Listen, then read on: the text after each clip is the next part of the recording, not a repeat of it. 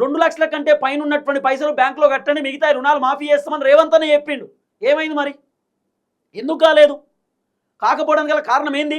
2024లో రైతు భరోసా మొత్తమే రాలే. 2025లో జనవరిలో రైతు భరోసా ఇచ్చిండు.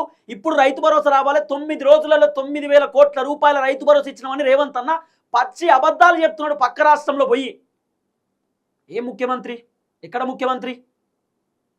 ఈ తెలంగాణలో రేవంత్ అనో స్కూల్ కట్టిండా, కాలేజ్ కట్టిండా, ఓ గవర్నమెంట్ బిల్డింగ్ కట్టిండా, ఓ రోడ్ వేపించిండా, ఓ ఫ్లైఓవర్ కట్టిండా? ఏం చేసిండని చెప్పి 3 లక్షల కోట్ల రూపాయల అప్పు.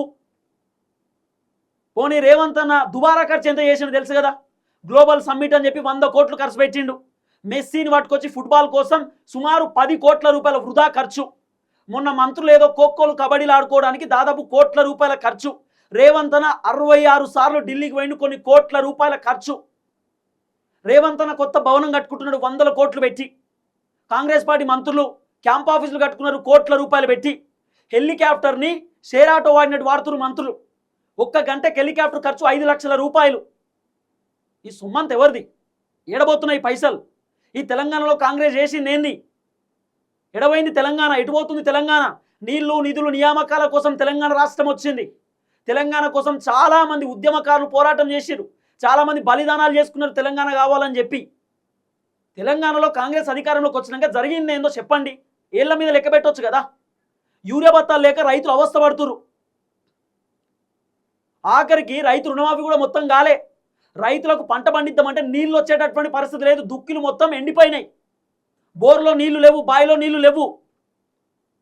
మరి రైతుల సమస్య ఎవరికి చెప్పుకోవాలి? ఊర్లో తాగడానికి నీళ్లు లేవు, ఉండడానికి ఇల్లు లేదు, కట్టుకోవడానికి గుడ్డలు లేవు, తినడానికి తిండి లేదు, తిరుగుదామంటే రోడ్లు లేవు. పరిస్థితి చాలా దారుణం ఉన్నది. 5-6 కిలోమీటర్లు బిందెలు పట్టుకొని నీళ్ల కోసం పోవాల్సినటువంటి పరిస్థితి ఉన్నది ఈరోజు ఊర్లలో. ఒక్కొక్క ఊర్లో వెలుగు కూడా లేదంటే కరెంటు కూడా లేనటువంటి ఊర్లు ఉన్నాయి తెలంగాణలో.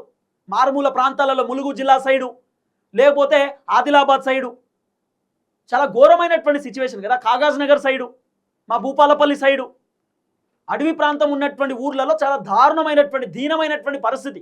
ఈరోజు నేనే చెప్తున్నా, నేను ఆరోపిస్తున్న కాంగ్రెస్ ప్రభుత్వాన్ని. మా ఊర్లో ఎన్ని డబుల్ బెడ్రూమ్లు ఇచ్చిరో ఒకసారి చెప్పురి. మాకే ఉండడానికి ఇల్లు లేదు ఇప్పటిదాకా. మా ఊర్లో ఎవరికి ఉండడానికి చక్కగా ఇల్లు కూడా లేదు. గట్టిగా వానలు వస్తే, గట్టిగా గాలి వస్తే అన్ని పెంకలు కూలిపోతాయి.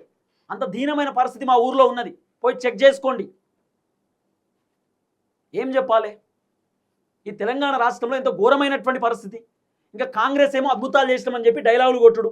కేసీఆర్ గిన్ని వేస్తే రేవంత్ రెడ్డి చేసింది గిది.